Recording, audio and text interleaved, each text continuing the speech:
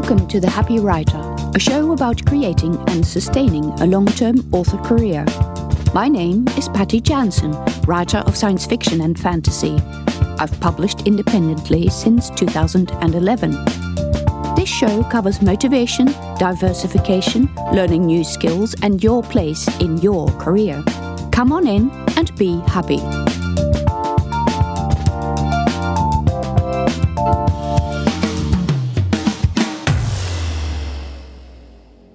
In episode 69 of The Happy Writer, I'm going to talk about an aspect of traditional publishing that I don't miss at all. You have probably gathered that I'm pretty happy to self-publish. I spent a number of years trying to get a traditional deal and had some minor successes, especially towards the end, when I sold a number of stories to what people consider professional magazines, even though they don't actually pay that much.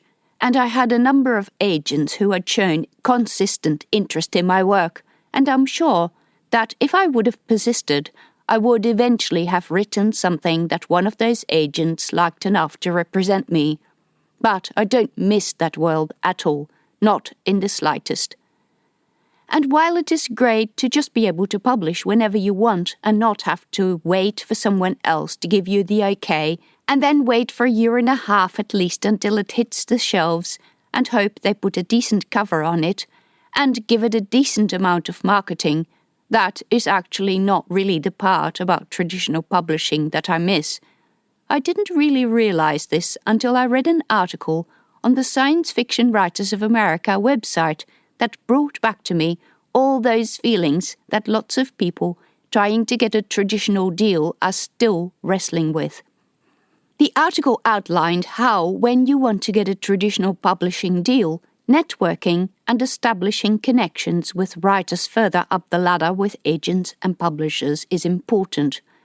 Going to the cons and going to all the talks, listening to what they say, what they want, and getting invited to a party and asking people whether you can submit something, because then it is no longer an unsolicited submission, and all that kind of stuff. It just takes such an enormous amount of energy and time and money, but I'm pretty glad I don't have to do this anymore. I don't like smooching. I don't like the whole atmosphere where a room full of desperate writers is clinging onto the lips of some person who gets billed as an agent, but turns out to be no one less than a junior intern in an agency, to hear someone talking about what the industry wants and doesn't want, only to realize later that there is a good dose of personal preference interspersed with it. The article went on how this is extra hard when you don't have much money, when you belong to a particular minority that is not very common in your genre, when you have accessibility issues, and also when you don't actually live in the US. And this was the major thrust of the article. It said that the Americanness of a particular writer was never in question, but when they published a writer from outside the US, they would say, "Oh, but we have already got a writer from this country, so we can't possibly have another," even though most of the other writers in the anthology or underrepresentation were from the US. So you get this cumulative feeling of disadvantage. I will link to the article, and you can read and marvel at how much of a victim mentality this industry likes to cultivate. Well, I write science fiction. I'm a woman, and a publisher told me in the face at one of those conferences that women writing hard science fiction, which is one of the genres I write, is going to be hard, and I don't live in the US. I don't particularly enjoy going to the smooching conferences. I don't enjoy listening to some junior agent talk about what the market wants, and I definitely don't enjoy trying to dance to their music. So what hope is there for me when the whole industry is rigged and it's all one big ball of discrimination against women and against writers who are not from the US? And maybe this might actually be true, because the numbers definitely bear out, but it's also a surefire way to make yourself sick. It's one thing to join any of the anti-discrimination bandwagons that you should lend your support to, but you should never allow feelings of discrimination, however real, to consume you. When you're in traditional publishing and you feel that getting a deal is dependent on breaking those discriminatory practices, battling the discrimination, and bringing it up at every available opportunity, you're just talking yourself into a hole, like depression kind of hole. So you come across as a bitter person. You end up having lots of fights on the internet or group huddles with people who are of the same opinion, write articles about how discriminatory publishing is, and all the while you're not actually writing or even enjoying yourself. Once you start engaging in the whole world is rigged against me because it's discriminatory mindset, it is very hard to then turn around and become positive and write something that you really enjoy. Sure, some people can do it, but most people are just going to talk themselves sick. What is worse, this kind of attitude tends to slip into the rest of your life, and while a lot of the underpinning opinions are true, and you should voice your support for them, staying in traditional publishing will just let yourself be consumed with them. You're either hanging on to the lips of the agents and trying to double-guess what they want, or you're spending a large amount of your energy and time showing everybody how discriminatory the industry is. Or you're still going to the cons and listening to all these talks and wondering how you can possibly give them what they want, only to find out that when you deliver it, they didn't really want that either. This industry is completely fickle. Of course, there are people who are established agents and know what they're doing and have been in this industry for a very long time, but the majority of people are junior agents still hoping to make it in publishing or agenting. And if you're like me and stick around long enough, you will actually see some of these people appear on the shelves of self-published authors. They worked for an agency, for whatever reason didn't like it and left, having left a trail of desperate writers behind them. It is some of the junior agents, some of whom are on Twitter, telling everyone what they want and what they don't want, that do the most damage, in my opinion. I have found that eager beaver attitude with editors as well. The editors who are the most experienced and have spent years and years editing have the lightest hand. They will not try to reword your every sentence. They will merely ask a question and not try to rewrite your story. They chose the story because of your good words, and they will only correct those words if they can somehow be misinterpreted, or if they are grammatically incorrect or can be shortened. They will make suggestions to you rather than give you a manuscript that's covered in red. Junior editors are still often obsessed with doing things correctly, which means doing things their way. The same is true for agents. Young agents are very keen to tell people exactly what they want and what they don't want. They tell everybody about the horrible cliches that they don't want to see ever again anymore. Some of them make sense, because they are indeed overused and old and tired, but many of them are also a matter of personal preference. I remember that there was a whole trend of agents telling authors that they did not want people to write in first person. I don't know if they're still doing that, but when Twilight came along, I presume that a number of those were forced to eat their words.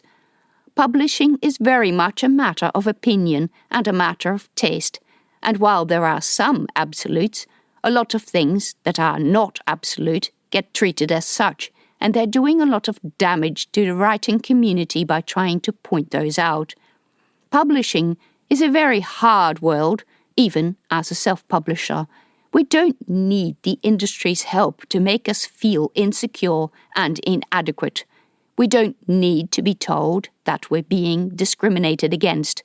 We don't need an agent's personal hang-ups to make us feel like we made a big error. If you're still trying to get a traditional deal and you're feeling the despair of never having the right thing, of being a minority in a genre, of being in the wrong country, by all means continue submitting if you think that this is important to you. But do try to self-publish and have some fun, Because the whole process of going to these expensive cons and being in a room full of other desperate writers and talking about desperate things, about why they still don't want your manuscript and why the whole world is rigged against you, are not really very healthy and doesn't make you a happy writer. If you self-publish a few things, you get a little bit of money for it, you have some fun, you might rediscover the fun in the process, and also not to waste so much time chasing after the impossible deal. The deal will come when you're ready. The writer who is confident, has developed a small fan base, and does not stake their entire lives on a submission is a writer who is probably more likely to get some success. It's not that you need to make it big in self-publishing first before you cross over to traditional publishing. If you happen to make it big in self-publishing, unless you really hate the work and are financially okay with giving a huge chunk of your money to someone else, then you're much better off just keeping self-publishing. If you're self-publishing and you've built up a little bit of confidence around you as to who you are and what you want to write, you come across as a more self-assured writer. Trust me, the people who are on the other end of the submissions don't really want to see this desperate stuff either. At least not the more seasoned editors and agents who are going to give you success. So if you want to go into traditional publishing, submit something that you've written especially for that purpose and keep at it. But you'll probably derive your fun from self-publishing, and it needs to be fun. We need to be not angsty and desperate for our own health. This is especially true if you do belong to a minority. If you're a non-US writer, if you're a woman writing science fiction, if you have trouble getting to those cons, if you were an extreme introvert, and all those things that make it hard to attend those events that make you despair of ever being offered a deal. Nobody in self-publishing tells you that there are already so many writers from this country in the publisher's stable, and therefore they can't possibly take you on. Nobody tells you in your face that you are a woman, and therefore you can't write hard science fiction. Nobody tells you that you need to network. Now, one thing I will say is this. Don't expect those prejudices to be any less important in self-publishing. When you write something, nobody could see what color your skin is. If you use initials or another pen name, nobody can tell your gender. But those prejudices still exist, and if anything, are even worse in self-publishing. Take the top 100 in science fiction, for example. These days, this list is owned by self-published writers. Almost all of them are male. If it is those sorts of accolades you're after, you will probably still be up against this discrimination. But self-publishing allows you to bypass the systems and collect your own dedicated audience. While the people who drive military science fiction books into the top 100 in Amazon are probably male from the US and military, there is nothing that says that there aren't any readers who want to read your kind of stuff that's a bit different. At least they read mine. Therefore, as I said before, a top 100 listing is not everything for self-published writers in the same way a publishing deal and awards are not everything for the traditionally published writers. There are other ecosystems, even in traditional publishing, but there are vastly more different avenues of making a successful career outside traditional publishing. Having agency over your work, even if only a small proportion of it, returns the confidence and happiness that submitting to traditional publishing leaches out of you. This is what I've found the greatest benefit, agency and happiness.